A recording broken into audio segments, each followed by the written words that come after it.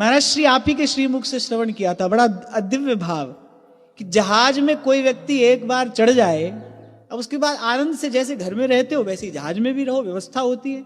नींद आए तो सो जाओ, भूख लगे तो खा लो, जहाज पार उतार देता है। ऐसे ही थोड़ी सी सजगता, थोड़ी सी सावधानी अगर हो, सत्संग में प्रमाद नहीं होना चाहिए। सब मंगलों का मूल सत्संग है।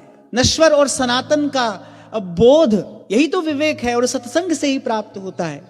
विवेक जगेगा और फिर जगा रहेगा। ये एक और बड़ी महत्वपूर्ण बात है, क्योंकि कभी कभी ये भी देखने में आता है, साधकों के ही जीवन में देखने में आता है, सत्संग होता है, सत्संग की कृपा होती है, मन थोड़ा भजन में लगता है, पर सत्संग में शिथिलता आ जाने से फिर भजन भाव में भी शिथिलता आ जाती है।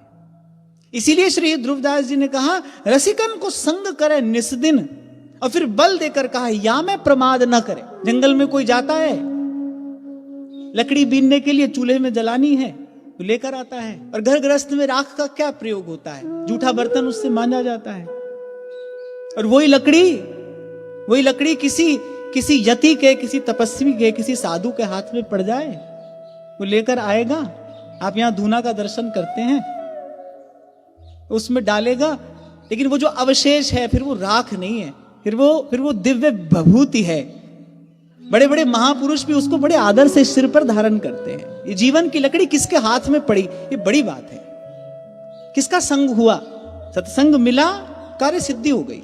क्योंकि भाई जो वस्तु प्राप्त होनी है वो यही होगी, इसी विधि होगी, यही भगवदीय व्यवस्था है, ये भगवान के द्वारा की गई व्यवस्था है।